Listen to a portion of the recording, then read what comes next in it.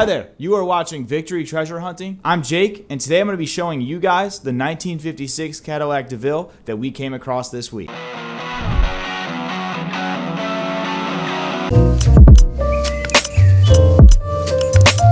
1956 Cadillac DeVille resides in the fourth generation of the Cadillac Series 62.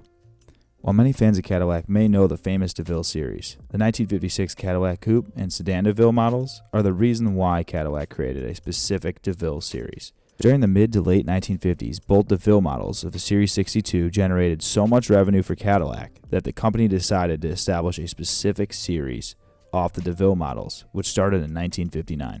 It is amazing to see how great the condition of this car is in, considering it is 62 years old. It's nearly triple my age. One of the greatest things about finding a car like this is its history, and it has me thinking about all the different lives this exact car may have encountered over the years.